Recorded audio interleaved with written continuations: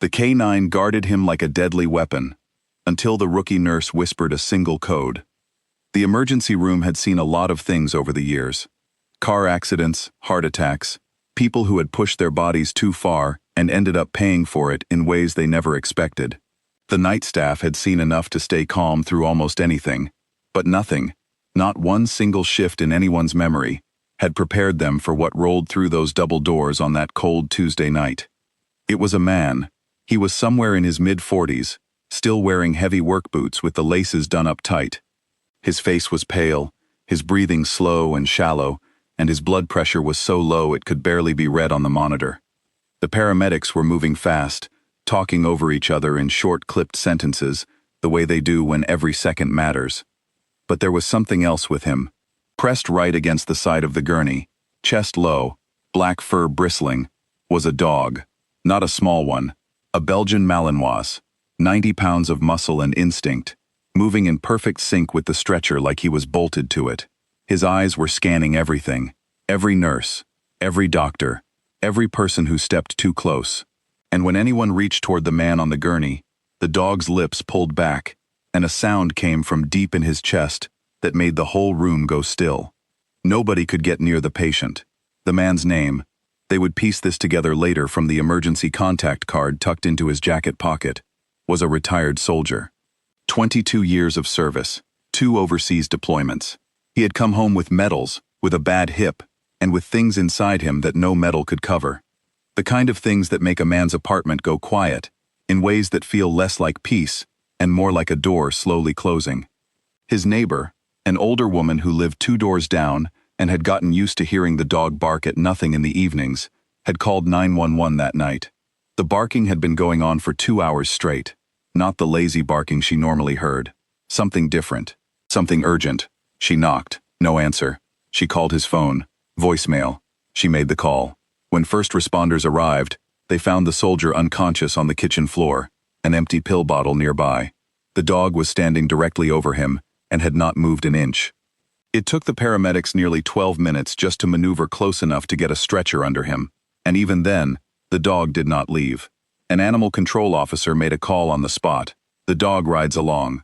Fighting that animal was going to cost time they simply did not have. So there they were, in the ER. A man fighting for his life, and a dog making absolutely sure no one could help him. The attending doctor that night was experienced, sharp, and completely unmoved by drama. But even she paused when she walked in and clocked the situation. Opioid overdose, she assessed in under a minute. Possible cardiac involvement. They needed to move right now.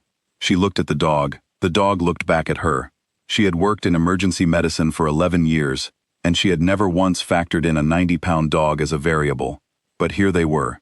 The senior nurse on shift was already on the radio, calling for animal control backup. "We cannot treat this patient," she said flatly, "with that animal in the way." She wasn't wrong. Nobody in that room was wrong about that. What happened next came from the most unexpected direction. Standing near the back of the room, still holding a clipboard from her last patient, was the newest nurse on the floor. She had been working there for exactly 6 weeks. She was 26 years old. She had graduated near the top of her class, and had spent her clinical hours in pediatric wards, where she had learned that medicine was only half about what you did with your hands. The other half was about how you walked into a room. She had also grown up around dogs. Her grandfather had trained search and rescue animals in the countryside when she was small. She had spent summers watching him work, learning that a dog standing guard over someone it loved was not acting out of aggression, it was acting out of loyalty. It was doing the only job it understood. Stay close. Stay alert. Do not let anything happen to the person who matters most. She stepped forward. "Can I try something?" she said. The senior nurse looked at her with the expression of someone who is deeply tired, and also responsible for everything in this room. "Torres, 30 seconds, she said. "Just give me 30 seconds. Nobody stopped her. Maybe because they were out of better ideas. Maybe because something in the way she said it was calm enough to trust. She moved slowly. Not the cautious, stiff movement of someone afraid. That kind of movement reads wrong to a dog, and everyone in that room could sense it. She moved the way her grandfather had taught her to move.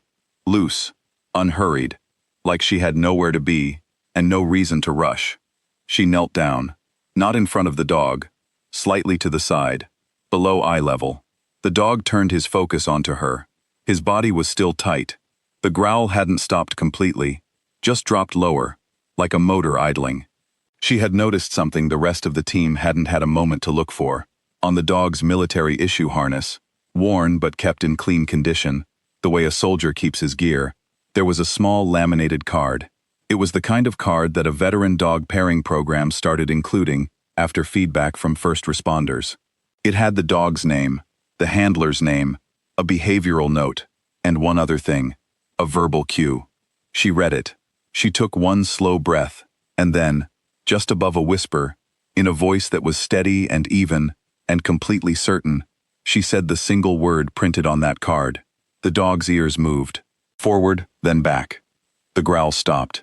She said the word again, just as quietly, and the dog sat down. Just like that. He sat. Then he lay down, his big head resting on his front paws, his eyes still fixed on the man on the gurney, but his whole body had shifted. Not surrendering, not confused. He had heard something he recognized, something that told him, in the only language he trusted, that the people in this room had been given permission by the one person whose permission mattered. That was enough. The team moved in within seconds. They worked fast. The medication was administered. His breathing steadied. His blood pressure started to climb back towards something that looked like survival. The attending doctor worked without stopping for the better part of an hour, and by the time things calmed down enough to exhale, the soldier was stable and on his way to the ICU. The dog was permitted to stay in the hallway just outside the room. The hospital administrator, reached by phone well past midnight, gave the approval after hearing 2 sentences of explanation. The dog had not moved from that position in over 14 hours when the soldier opened his eyes the next afternoon. The first thing the soldier felt when he came around was something warm and heavy pressed against his leg. Someone had let the dog into the room. He did not speak for a long moment. He just put his hand on the dog's head and kept it there. In the days that followed, the story spread through the hospital the way these things do. Quietly, person to person. The kind of story people tell on their breaks when they need to remember why they do this work. The rookie nurse was asked to write up a brief account of the incident for the internal staff notes. She wrote something that ended up being passed around longer than anyone expected. She said the word she had used hadn't tricked the dog. It hadn't fooled him or confused him into stepping back. It had done something much simpler. It had told him that someone in that room had been trusted by the person he had spent every hour of the past 3 years protecting, to know it. That the people reaching toward his handler were not threats but helpers. That it was okay to let them in. She ended the note with something that the charge nurse read twice before filing it away. He just needed to know someone else was watching over him too. The soldier entered a recovery program several weeks later. It was one of a small number of facilities that allowed bonded service animals to stay with their handlers throughout treatment. The dog went with him. There were hard days. There were days when the soldier sat in silence for long stretches and did not want to talk to anyone.